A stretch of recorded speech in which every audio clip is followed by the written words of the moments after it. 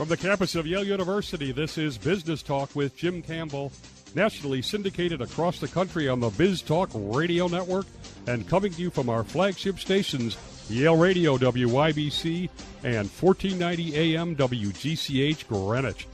All talk and all business, 60 minutes of radio with leading figures from the world of business along with the business of politics and sports. Robot apocalypse, how disappearing jobs is threatening the fabric of our nation, even potentially leading to civil unrest, maybe even revolution. A call for radical action to fix it before it's too late. The manifesto of a tech CEO who is running for president in 2020. That's tonight on Business Talk with Jim Campbell. Andrew Yang is the founder of Venture for America, a major nonprofit that places top college graduates and startups for 2 years in emerging U.S. cities to generate job growth and train the next generation of entrepreneurs. He's been the CEO, co-founder, or executive at a number of tech and education companies. He was named Presidential Ambassador of Global Entrepreneurship and a Champion of Change by the White House, one of Fast Company magazine's 100 Most Creative in People in Business, and a major documentary, Generation Startup, featuring Andrew and Venture for America, is available on Netflix. The book that's just out that he's written is The War on Normal People, The Truth About America's Disappearing Jobs and Why Universal Basic Income is Our Future. Welcome, Andrew. Thanks for having me. It's a pleasure. Good. It's in San Francisco joining us. So and the book definitely shakes you up, and it's coupled with visionary solutions. And also you get a sense, if you live on the coast like we do, we do live in a bubble with what's going on in other parts of the country. Is capitalism failing? Is the U.S. in danger of going down? Capitalism is doing great at what capitalism is designed to do, and that's maximize capital efficiency and GDP growth and profitability. But capitalism is not designed to maximize human well-being. We invented GDP as a measurement during the Great Depression less than 100 years ago. The economy was failing, and the government officials were looking around saying, hey, how do we even measure what's going wrong? And so they came up with GDP. And so capitalism right now is diverging from the lived experience of day-to-day Americans more and more, and that's driving many of the other problems we're seeing. All right, we're going to get into a lot of those problems in detail, but I want to first just the big concept that it appears revolutionary on the surface, but I do remember that President Nixon, of all people, proposed a similar thing. This is universal basic income. What is it in the way that you conceive of it, Andrew? Well, universal basic income, as you say, is an idea with a very long heritage, and it actually came very, very close to being law in 1971. It passed the House of Representatives under Richard Nixon. There were 1,000 economists around the country saying this is a great idea. It was supported by Martin Luther King a few years prior. And what universal basic income is that every American receives a certain amount of money guaranteed, regardless of their work status, how much money they're making, with a goal of providing a floor.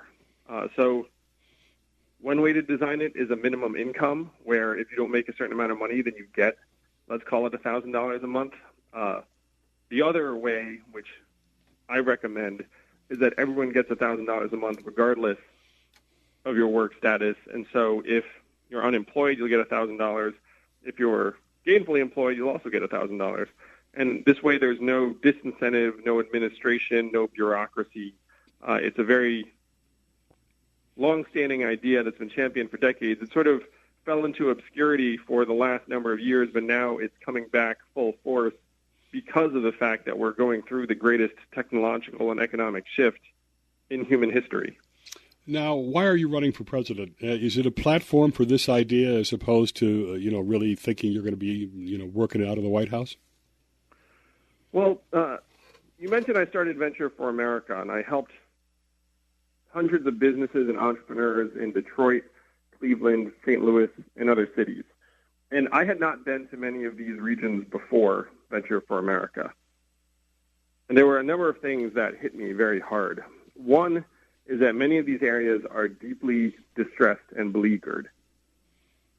And if you haven't been to some of these communities and regions, you should check them out. And if you live there, then you're experiencing it day to day. The second is that the businesses I worked with in those regions, even if they are successful, will not employ anywhere near the number of people that the old manufacturing concerns did, or that the industries of the 70s and 80s did. And when they do employ people, they will employ college graduates and engineers in smaller numbers rather than the tens of thousands of high school graduates. And the third thing is that there has been a massive talent migration and talent flight over the last number of years throughout the U.S., where if you go to a city like Buffalo, people that had the resources and education and wherewithal to leave Buffalo for greener pastures did so a number of years ago. And so that benefits certain markets on the coast, New York, SF, Boston, et cetera. But then in the regions that I was working with Adventure for America, many of them had been on the other end of that human capital flight.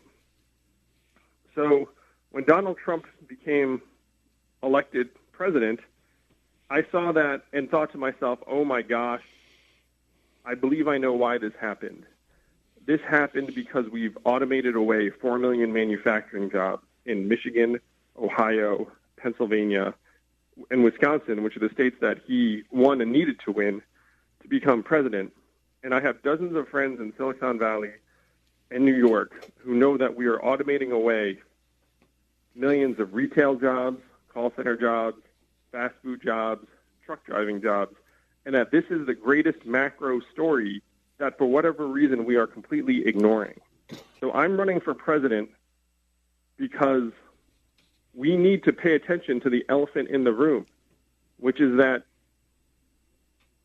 technologies are advancing to a point where they're going to threaten more and more categories of labor, and our labor market is not fluid and dynamic enough to adjust on its own.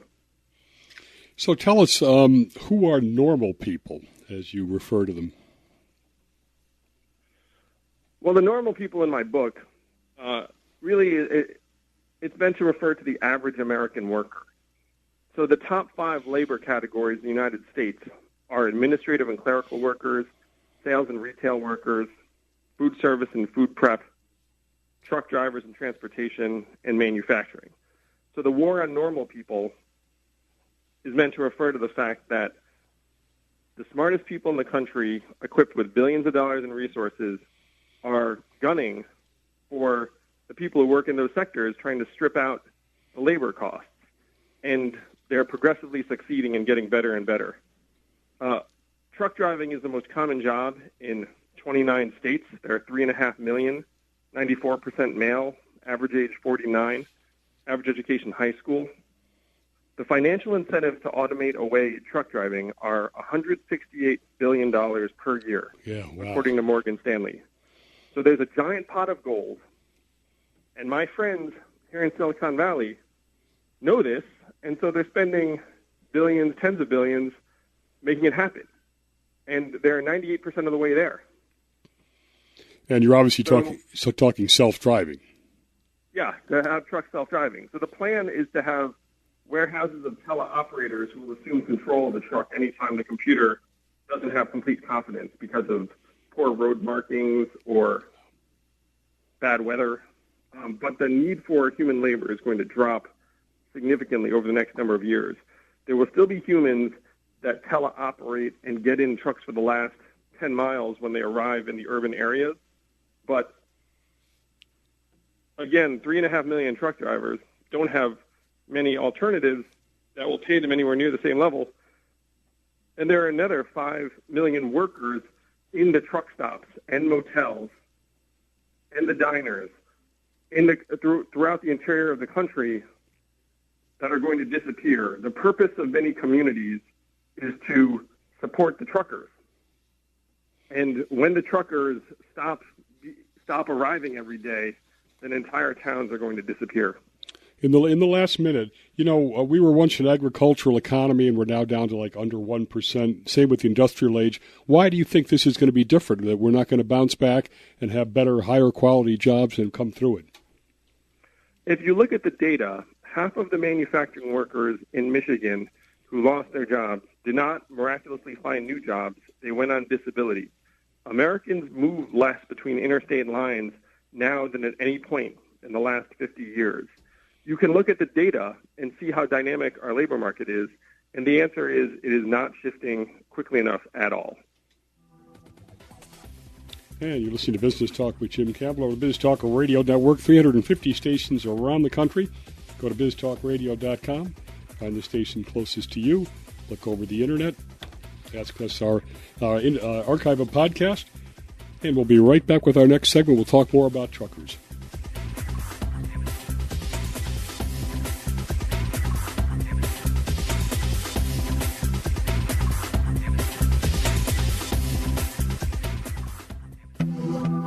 We're back with Andrew Yang. He's a presidential candidate for 2020 with what some would consider a radical agenda. I want to talking about the truckers getting wiped out. These stats were scary. They're 94% male, 49, and it's the biggest job in 29 states. They're high school educated. 80% of them have major health problems. And are they retrainable? I mean, what happens to these folks? Well, realistically, their options tend to be in the retail sector, but retail is shrinking dramatically as well. 1 out of 10 Americans works in retail. 30% of malls are going to close in the next 4 years. When you talk about retraining, it's primarily a politician talking point, but it doesn't hold up to the data. Where if you study the results, government retraining programs, there's essentially no difference between the retrained and the non-retrained. It's a waste of money. And independent studies have verified this. So if you take a 49-year-old truck driver who has health problems and you show up and say, hey, we're going to retrain you for a job locally, you have to be realistic. I mean, the retrainer might not even be there to have this conversation. One of the jokes, I tell a couple of jokes about this that are very dark, but many of these truck drivers didn't love school the first time, and it might have been 20 years since they've sat in a classroom. I mean, a lot of the political talking points around these subjects do not reflect practical reality at all, and that includes retraining large numbers of ex-truckers. It's funny, we had a show on Janesville, Wisconsin, when the auto plants moved out, and they found the exact same thing. There was no difference between those who were retrained versus those that were not trained in addition. So it does seem to bear out, which leads us to some of these, sort of on the social humanities side, some of the damage that this has been done. Go through some of these stats, and you can talk about it. 1 in 5 people in prime working age are not in the workforce. 10% are on disability. Life expectancy has gone down. 40% of births are outside of marriage. Suicide and overdoses are now more than car crashes. Talk about the impact this is having in this hinterlands of America and the opioid problem. Yeah, 7 Americans die of opioids every hour. And when you dig into the social indicators, they are horrifying. And there are clear indicators that the automation wave has already been tearing our communities apart. It frustrates me incredibly when people have this robot conversation and talk about it as if it's all speculative in the future, like a robot's going to walk in and take your job. That's not the way it looks at all. It's self-driving cars. It's the decimation of retail. It's an AI chat bot that can respond to customer service inquiries. I mean, those are the jobs that most Americans do. And so the social indicators tell a very clear story. Our labor force participation rate is down below 63% right now, which is comparable to El Salvador, the Dominican Republic, and Ukraine. Every time someone quotes the headline unemployment rate, it infuriates me because it's an incredibly misleading measurement that only measures the people in the labor force actively looking for work. It doesn't measure detached people out of the workforce, or underemployed people. College graduates right now have an underemployment rate of 34 to 44%, according to the New York Fed. Amazing. And none of these things show up in the happy talk about the unemployment rate that shows up in the media periodically. I'm always amazed. Even the Fed uses that sort of misleading indicator. It's down to 4.2% now. Meanwhile, our labor force participation rate's down to multi-decade lows. That should be the headline. The headline is, why are so many Americans leaving the workforce? And the answer is that there are not suitable opportunities anywhere near them, and they're not going to move for new ones across state lines because who the heck knows what's going to be there waiting for them. This another statistic that you had in here blew me away too, which is I think there was 4 million manufacturing jobs in those swing states that Trump needed. In Michigan, I think, if I have this right, 40% of those laid off ended up going on disability, as basically it's become an unemployment insurance fund. Yes, disability is serving that purpose for millions of Americans. More Americans are currently on disability than work in construction, which is not what it was designed for at all. Yeah. Now, disability is particularly pernicious because after you get on, you lose your benefits if you ever work again. So not surprisingly, fewer than 1% of people ever get off disability. It's essentially permanent, and then you're more likely to think of yourself as incompetent and disabled because that's an easier way to think of yourself than someone who's just, not going to risk your benefits. So, but it would be incredibly irrational to risk disability benefits for some tenuous part-time job that could disappear very quickly. Let me ask you now, you make a big emphasis of, trying to move away from pure shareholder, maximization to include a psychic and a human component. And this white middle class suffering, including marriage decline, more single moms, the opioid problem. You've been in these deindustrialized areas. What is this loss of hope? What does it feel like? Or what is the sense you picked up? Well, just when I've been there, it's been extraordinarily depressed and downtrodden feeling, where when you have optimistic messages to spread, you feel a little bit stupid and ridiculous. Yeah. It's like I'm a serial entrepreneur. I've started several companies, and Venture for America has helped create thousands of jobs. And I'm someone who really believes in building great things. But I also believe in people and being realistic and seeing what we're doing to communities and industries around the country. So the feeling one gets really is of frustration and building anger and despair. So we're looking at a mismatch because these folks that are losing their jobs are basically high school educated, and most of these new jobs, tech jobs, require a college degree. You think that this UBI will allow them to bridge the gap in their mind for their self-esteem, et cetera? I think one of the points you make is that you in the future, you're not going to define your self-esteem just by your job. Well, we have to start redefining work. I'm a father. I have 2 young children. My wife is home with our 2 boys right now, and she works much harder than I do. And the market values her contribution at 0, which is ridiculous and destructive for our society in many, many ways. So we have to stop being slaves to the market, where if the market says something's valuable or we're 0, we have the capacity as a society to say, you know what? A mother's work is very important. Humanity is important. We are the richest, most advanced society in the history of man. Our economy is $19 trillion. It has grown $4 trillion in the last 10 years. We can easily afford $1,000 a month per adult in the freedom dividend to help people pay their bills, make transitions, have their head up for the future, potentially go back to school, potentially move for a new job, potentially even start a new business. But that, to me, is the first most dramatic step, is that we have to abandon this model of scarcity thinking and subsistence labor and say if you don't show up and scratch and claw to survive, then that's somehow on you.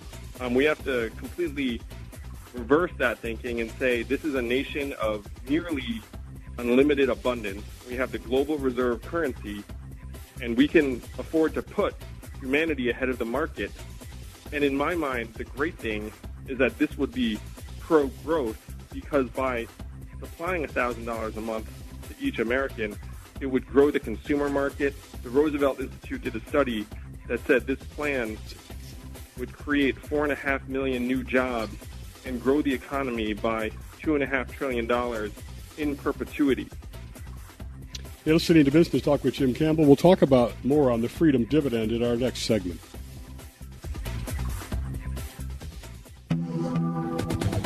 We're talking with Andrew Yang, the author of the new book, The War on Normal People, The Truth About How America's Disappearing Jobs and Why Universal Basic Income is Our Future. And we're talking about keeping hope alive with the freedom dividend. Let's talk first on the impact to the budget, et cetera. The cost, as you lay it out, is $1.3 trillion a year. That would be 33% increase to the budget. How do you feel that we can actually pull that off? It's not inflationary, et cetera. Well, first, and this is the greatest thing about the freedom dividend, is that it's a mistake to think of it as part of the federal budget, because every single dollar goes into your hands, my hands, and the hands of an American citizen, where we are the owners of this society, and this is a dividend. When a company issues a dividend to its shareholders, that is great financial management. And so thinking of this as going into the government to the giant bureaucracy pipes, never to be seen again, is the first misconception. Every dollar comes to us as the owners of this great country. Now, in terms of raising money, right now we are in a giant trap, and the trap is this. More and more work is being done by software, robots, machines, AI technology, and our income tax system is terrible at capturing that transformation of those gains, because the primary beneficiaries are large technology companies that are expert at not paying a whole lot of tax, and small technology companies that are often not even profitable.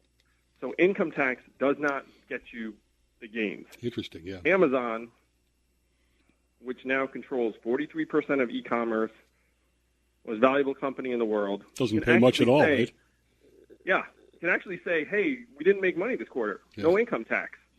And that's our system. And this is really, really unintelligent. So what we need to do is we need to implement a value-added tax, which is being used by every other industrialized country in the world except for us. Because a value-added tax, then all of a sudden Amazon pays tax on every transaction. The robot trucking company pays tax on every mile. Our economy is so vast that a value-added tax at half the European level would generate about $700 billion in revenue, which pays for the majority of the freedom dividend if you include the money we're currently spending on income support. Mm-hmm.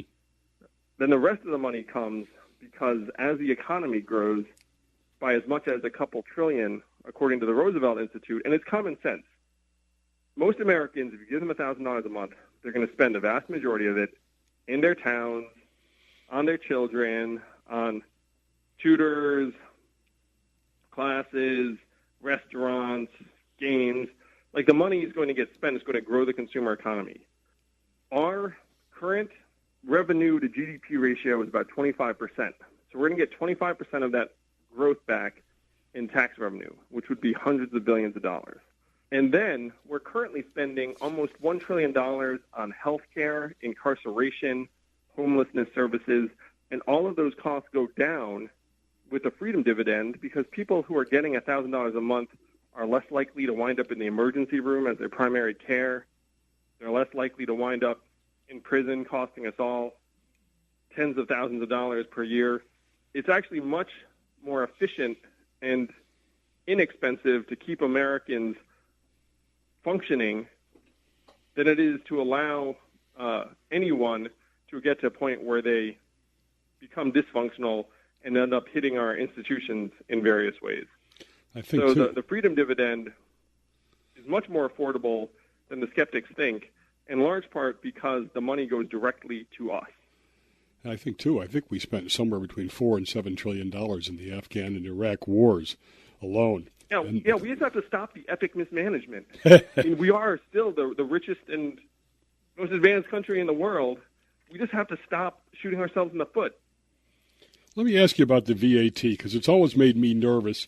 It has the ability to be a hidden tax. It's not really seen. And, for governments that have no discipline, they sneak up pretty quickly. I mean, Britain started at 2%. I think they're at 20% now. I worry about that side of it, that it's just going to be, hidden tax increases. Well, one of the VAT, in my mind, in the age of automation is vital. And it could be counterbalanced over time by a reduction in income taxes. Because I think of that's actually a much more efficient way to go. But you do need some degree of governing discipline, certainly to try and avoid some kind of creep. All right, let me ask you now about another concept you talk about. What are digital social credits? Yeah. So we've got two related issues. So I mentioned before that the market values motherhood at zero. The market also values taking care of the elderly very, very little. It values doing things that are good for your community, volunteering, spending time in your religious community. All of these things are valueless to the market, and our participation in these things is declining because as Americans have less and less economic security, we're spending less time on the things that are most important to us. On a related front, if you see the declining labor force participation rate, and the truth is work is a central defining part of most of our lives. And it's not about the money, though the money is an important element of it, but so much of it is about being able to contribute, having relationships, and getting fulfillment out of a job well done. And so, to me, there are two choices around trying to solve for these problems because we have so many issues that we need in our community to be addressed, and we have people that want structure and purpose and fulfillment every day. So one possibility is you could try and monetize it and start paying dollars for people doing positive things in their church or in their community, which to me would be a mistake.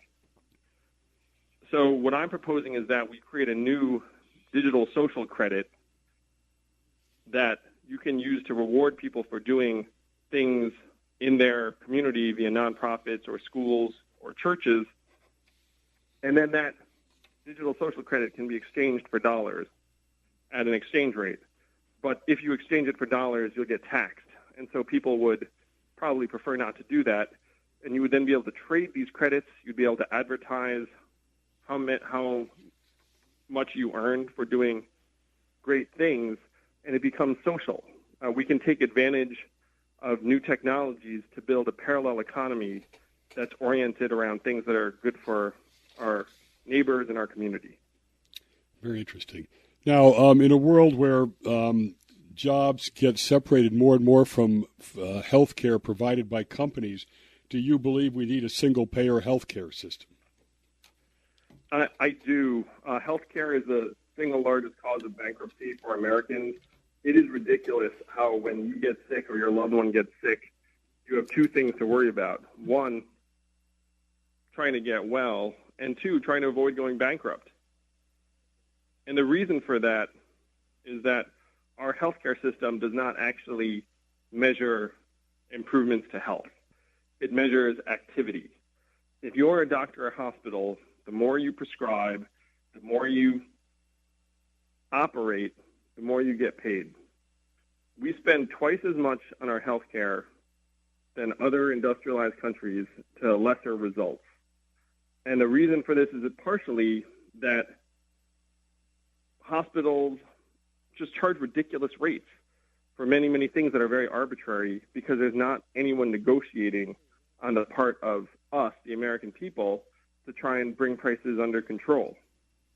And so that's where, to me, it's necessary for us to move towards a single-payer healthcare system, particularly because the employment-based healthcare system makes less and less sense as fewer and fewer people are employed with healthcare insurance. Having a jobs-based system is actually negative on many fronts. One, because it doesn't cover many people as you'd like it to, but also, two, it discourages hiring full-time employees. One of the main reasons why companies just keep trying to call everyone a contractor or a temp is they don't want to pay for health insurance.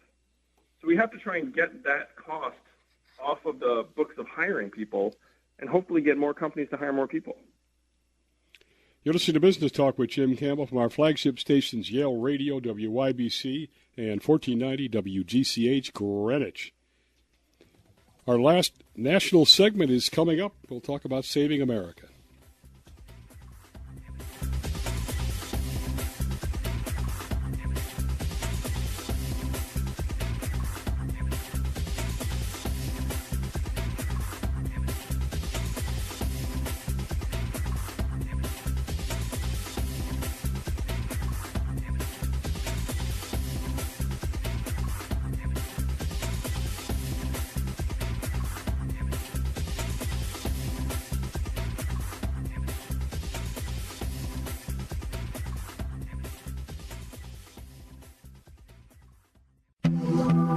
That's our final segment with Andrew Yang. He's a tech CEO and a presidential long shot right now.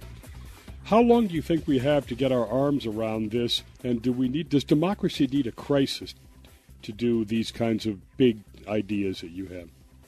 Well, that's one reason I'm running for president, is that historically we have needed crises to galvanize us into productive action. But in this case, we do not want to wait until the trucker riots of 2024 or whatnot, because this genie may not get back in the bottle. And if you look at the numbers, we are not at the beginning of this. We are in the middle. We're in the third or fourth inning. So we need to implement the solutions now. If you look at the social indicators, you could argue that we are at crisis levels yesterday. And that's what I believe. It's the main reason I'm running for president. Take us through briefly. You described kind of a worst case where a truckers' rebellion could happen. Just do a minute or so of what that might look like. Well, it's really common sense that if 350,000 truckers own their own trucks because the trucking companies said, hey, it'd be a great idea for you to be your own boss, and we don't want the financial liability of the loans. So there are tens of thousands of truckers who are set to lose their life savings if their trucks are not competitive and they can't keep up with the robot trucks. Only 13% of truckers are unionized today, so there's no one that's going to forestall this. So if you're a trucker and you see your life savings about to go down the tubes, it might be logical to show up at the state capitol with your truck, block a highway, and say, hey, let's protest. And we're talking about 3.5 million truckers. Yeah. It's not going to take a high proportion of them to protest, to seize up highways and cause violent problems for the economy. To me, that's a very likely scenario if we don't get our act together. Civil unrest. Okay, now you're going to obviously be criticized as this is socialism you're bringing in, this universal income. Has this worked anywhere outside of socialist countries? Well, first, it's not socialist at all. It's very pro-capitalist. It's putting money into Americans' hands. It supports the consumer market. Capitalism works best when people have money to spend. Socialism, by definition, is when you nationalize the means of production. Mm-hmm. That is, if you went around saying, hey, GE is now owned by the government. That's socialism. The freedom dividend is the next stage of capitalism. And yes, policies similar to the freedom dividend have been used around the world very successfully. The indicators are great. And we even have a state right now in the U.S., Alaska, that gives its citizens $1,000 to $2,000 a month, free and clear. And it's been in effect for 36 years. Alaska is a deeply conservative state, and it's immensely popular. Interesting. It's worked. Created thousands of jobs. People love it and save it, spend it. It's even reduced health problems among infants because parents have more money to spend on their children. All right. Now, what about the criticism? Oh, this is going to erode the work ethic. Well, the data is very clear that if you get $1,000 a month, I mean, that's not enough to prosper. Like no one listening to this right now is going to be like, my ship has come in, I'm going to quit my job. The data is clear that this does not negatively affect work hours except for two groups: teenagers who stay in school and graduate high school at higher rates, and young mothers who spend more time with their children. And I think you and I can agree that that's great. That's something we'd love to see. Let me ask you this now, and you want to go sit in the White House. D.C. is completely dysfunctional, gridlock, polarized, the structure of the bureaucracy not necessarily oriented for a tech world. How are you going to overcome this stuff? Well, that's why we need a popular revolution. I'm running for president because I see the same dysfunction, and it's going to wreck us over time if it hasn't already done so. We need to get to D.C., clean it up. Right now, its operating system or its pipes are completely clogged and dysfunctional. Yeah. We need to sweep that away, and the way to do that is through a popular revolution, putting a problem-solving entrepreneur in office that has absolutely no agenda except doing what is right for the American people. We are still a democracy, and we can make this happen. The income inequality is a huge problem in this country right now. You're going to give $1,000 to everybody. Do you think this will tackle some of that income inequality issue? Yeah, by the math, $1,000 a month reduces inequality because people who are making less now make more. And by funding it through a value-added tax, the people who are at the very top of the income distribution will end up paying more in a value-added tax. So this would 100% reduce inequality. All right. Now, you have a proposal on the table. You would increase the presidential salary to $4 million, but they couldn't go make $100 million like these guys do now afterwards. Talk about that. I've been in the room with these people, and it is very natural to go easy on folks because afterwards they're going to pay you money. Yeah. We have to have a president that we know is beholden only to the American people and cannot make a cent from anyone else after they become president. So we should raise the salary. $4 million is still a bargain. It could be $40 million and still be a bargain. And I would make this happen for the president after me. I do not care about making the money myself. But we need to fix the system and make it so that our leaders are not so easily corruptible. We should make very high-level government service a one-way street. Are you running as a Democrat? Yes, I am. And how do you think you're making any progress, or tell us where you think you're at? I make beautiful progress every day. I get donations from people in Montana, South Carolina, Minnesota, and it's extraordinarily invigorating.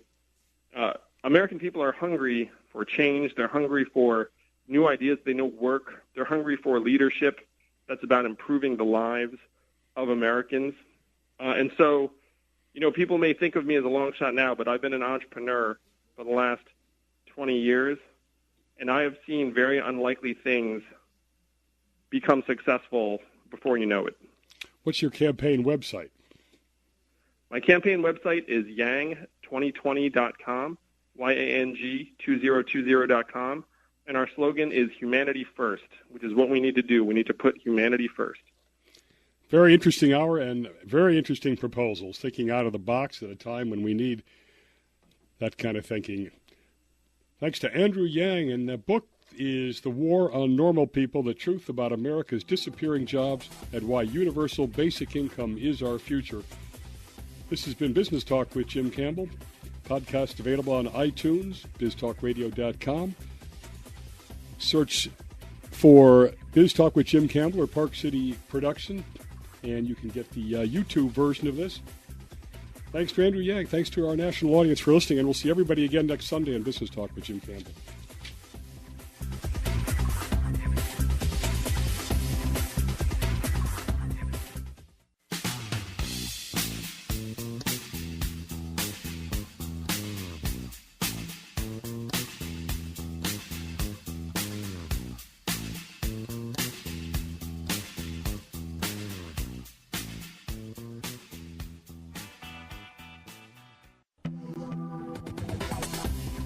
And welcome now to our segment 5, which is Overtime. It's exclusively for Yale Radio.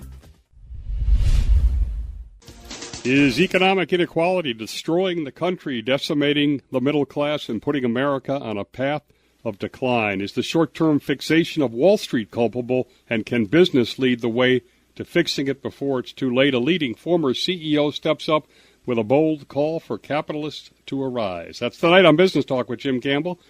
Peter Georgescu is Chairman Emeritus of Young & Rubicam, where he was CEO from 1994 until January of 2000. He was elected to the Advertising Hall of Fame in 2001. He's been on the board of director of 8 public companies, including Levi Strauss, Toys R Us, EMI Recorded Music. He's the author of 2 previous books, The Source of Success, 5 Enduring Principles at the Heart of Real Leadership, and The Constant Choice and Everyday Journey from Evil Toward Good. Co-author David Dorsey's written The Force and The Cost of Living. The Force, one of the top 100 best business books of all time. And this new book, their new book together, Capitalists Arise, End Economic Inequality, Grow the Middle Class, Heal the Nation. Welcome, Peter. An honor to have you. Thank you so much, Jim. I appreciate it, and thank you very much for having me. Yeah, you're right in the sweet spot of the show. You know, I was thinking it's unusual for a CEO to come out with this sort of line of action. It sort of reminded me initially when FDR became president, and he's part of the 1%, and they were saying, geez, you're a traitor to your class. Tell us why you're doing this. You're not a traitor to the CEO class, we assume? No, on the contrary. The whole purpose of me doing this is to make sure that we save free market capitalism. That's the whole idea behind what I'm trying to do. because free market capitalism has been, as you know, the force that made America the number one leading economic force in the world, the number one military force in the world. That's what free market did for us. And it did it from about 1945 to about 1980. It worked like magnificently. But then something else happened, and that's the story about today. In fact, you talk about capitalism even committing suicide. You don't believe the American dream is dead, right? No, I think unfortunately, this is the problem. I'm an immigrant off the boat, so to speak, American, and I lived the American dream. Mm-hmm. And I lived it, and it's interesting to actually define what is the American dream. And I don't mean to speak for the universe, but I can speak for myself.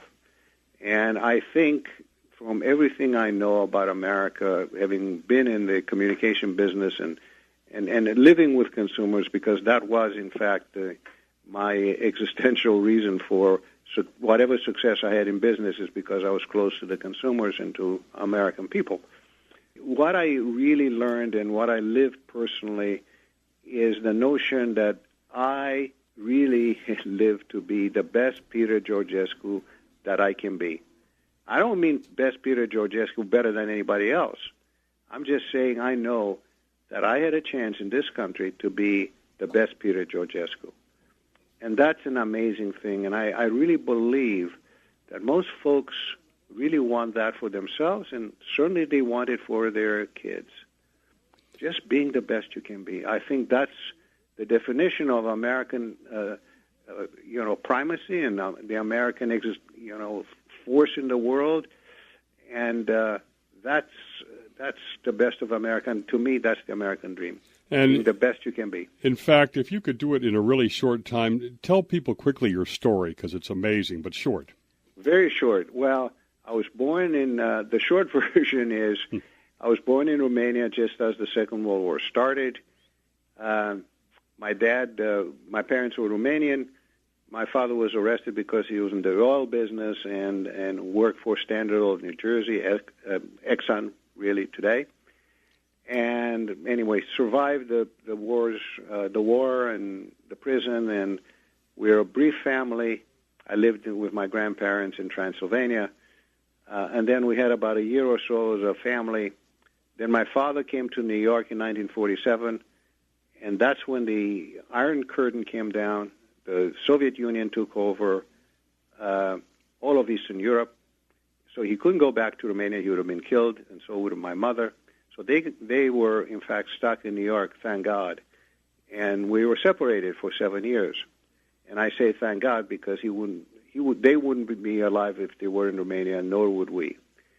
So anyway, they arrested my grandfather, famous politician. They killed him in prison. Then they arrested my brother and myself. We were put in a work camp. Jeez. And did hard labor from about the age of 10 plus 11 to about age 15. Cleaning sewers, 12-hour days, no schooling, 6 days a week with not adequate nutrition.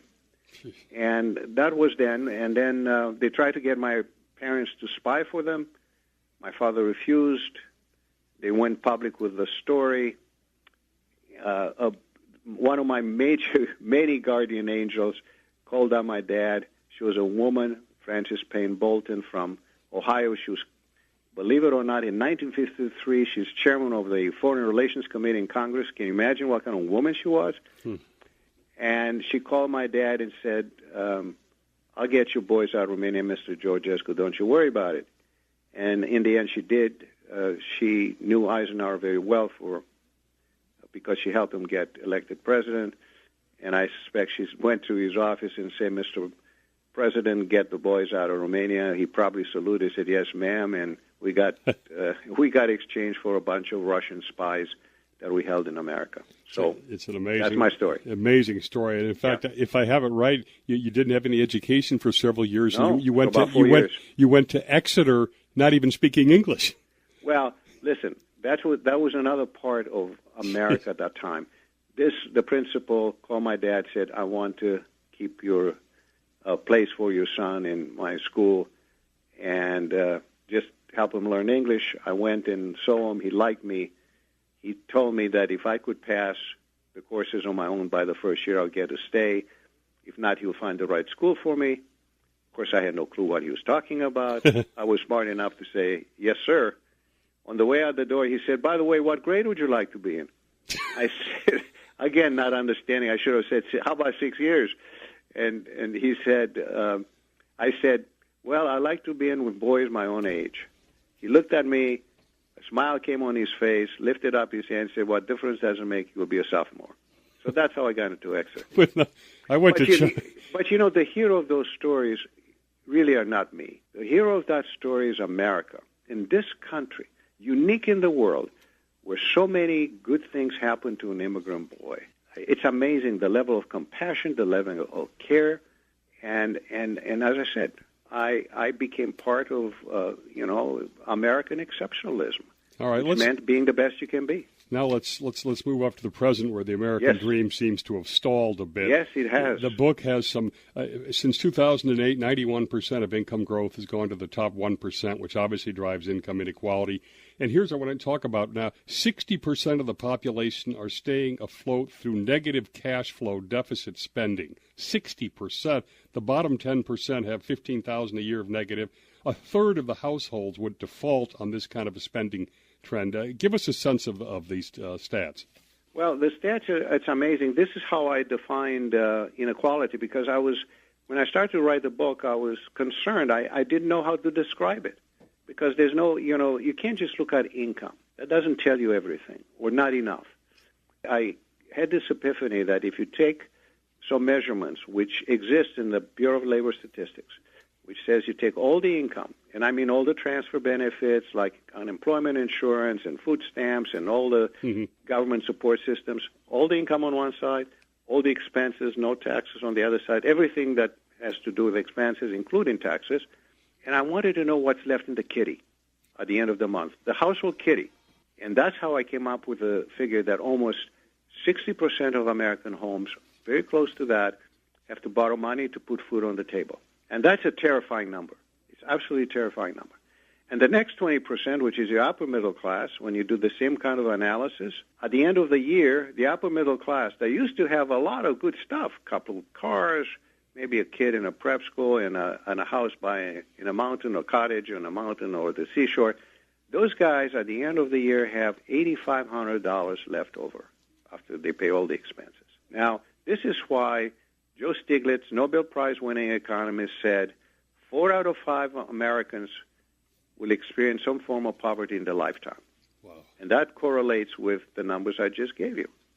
And Janet Yellen, by the way, a year ago said the vast majority of America cannot cope with an unplanned $400 expense. You talk about the need for a living wage, and you don't see it meaning less jobs. What do you mean by a living wage, and what do you mean that it's not going to be a trade-off of losing jobs by raising pay? So I look at the current, if you will, employees and break them down into two segments. I look at the very poorest folks that exist. Those folks probably making $20,000 or less. Mm-hmm. Those are the poor in America, and those are the folks that I say they need help. And we talk about here in terms of minimum wage. That's not really a good way to think about it. I like to think about it as a living wage. And in every market, and I don't like, by the way, a one number like $15 or $20 or $9 or whatever it is. Mm-hmm. It's wrong, because what it takes to have a living wage in Peoria is different from New York, and Bangladesh is different than Paris. So we got to look at geography, you got to look at the market, you got to look at the basket, if you will. You know what the cost of living is, because you could look at a basket of stuff of what's it take for a company to have to be alive and have enough money to feed the kids and have a roof over your head, right? So there's a minimum level in each market that we should look at, and that's not difficult to identify. So that's what I mean by a living wage. For the rest of the folks, I said let's have a fair wage. And what do I mean by that? And I will tell you that I'm not a believer in wealth redistribution. Mm-hmm. People need to work, both to work to earn a living and for the pride and dignity and self-esteem of working. So I don't like the idea of giving people a universal salary for the year just to be alive. We all need to work and earn it. So what do I mean then by a fair wage? I mean not just increasing wages automatically by XYZ%. What I mean is to share the incremental value employees produce in productivity increases and innovation increases. They do that, they earn the right to share in that added value. And that's what I think the extra compensation is about. You earn it. Very good point. Now let's talk, obviously, if we're going to ask CEOs to behave differently, how are you going to restructure CEO pay to incentivize that? No, let me be absolutely, totally honest with you. And I said, that's not where I first go at it. The first thing I want the CEO to do, because there's plenty of money there. Mm-hmm. The amount of money the CEO earns in aggregate is not the big deal. Mm-hmm. The big deal is the stock buybacks, which are useless, the excess dividends, which is unfair and unreasonable. We're now back to 1933. The amount of money that we pay in dividends is that high. It's about 36% of operating income on average. And so that's outrageous. And so there's plenty of money. And by the way, we send $1 trillion of cash overseas so we don't pay taxes, which is also outrageous. So that's the place to start, because the CEOs have to do that. I don't want the government to tell business how much they pay anybody. I think over time, in a different situation, a new culture, which is a culture that you take care of your employees, you take care of your customers, you take care of your communities, etc., the CEO salaries are going to naturally come on down, because the financial community is not going to demand that they pay this extraordinary amounts of money, because they will have to optimize all those other stakeholders. And so I think the first thing you got to do is to take care of your company and you take care of your people. Those are two most important, obviously, in addition to your customers, number one. And you do that, and you also help the nation. And you help the nation because, look, right now, the GDP growth is accounted for by only 20% of America. We, the plutocrats, are the only guys who are keeping the GDP growth, and that's why it's so hard to go above the 2% GDP growth. We don't have. The rest of America needs to come into play. And the way they will come into play is to put more money in their pockets, because they're the only people who spend. What am I going to do? You give me a tax decrease so I can to have what? I'm going to have another glass of wine at night to drive the economy? You must be kidding me. But these people can really spend, and that can drive the economy. That create more demand for products and services, and you have a virtuous cycle then. That's the kind of thing that we do to go forward. And you believe that pay increases for the C-suite should not be any greater percentage than the employees are getting? No, I don't think so. I think there's a reasonable... The percent increases, yes, I absolutely agree with that. Yeah. Absolutely, I agree with that. They are already high. So the percent increases, we want to bring the percent increases for the employees at the level that the increases in the C-suite have been. Now, how close do you think we are to some sort of an inflection point? Because your point, when this gets really bad, there's either a revolution or a redistribution of wealth somehow. How close are we to that, and do you think we can navigate our way through this peacefully? Look, you look at the last election. We've heard through Bernie Sanders. We had two megaphones, Bernie Sanders and Donald Trump, right? Yep. And we know, how that play ended. and you see that people are angry, they're mad, they're frustrated, they're unhappy. We need to do something. Now, listen, I want the government to do a lot of stuff, but let's remember one thing. Business as an institution is the only institution that produces wealth and prosperity, not government. Government doesn't produce wealth. They can help, they can stimulate, they can add to it. They can invest in business, in basic research, and then business monetizes. but they don't produce wealth. Only business does. So we have to do this ourselves, and that's why I want business to begin to lead the dance. We can do something fast. Listen, we have a clock that's ticking here. Because you're right, the frustration level is building, and building is going to explode on us. And for us to stay in the bunker and say, oh, maybe we have a problem, but, if we just calmly stay and nobody does anything too serious, everything's going to be okay. And let's go back to the start of the show. I'm here to protect free market capitalism. I want this beautiful engine that takes care to not just the shareholders, but can take care of the customers, the employees, the company itself, and the communities, the nation. And amazingly and tragically, you do that. I say tragically only because we could do that tomorrow. The shareholder will do better. It is the great irony. I want to thank Peter Georgescu, really a visionary on a crusade to essentially save us from ourselves. The book is Capitalists Arise, End Economic Inequality, Grow the Middle Class, Heal the Nation. This has been Business Talk with Jim Campbell. Thanks to Peter Georgescu. Thanks to our national audience for listening, and we'll see everybody next Sunday on Business Talk with Jim Campbell.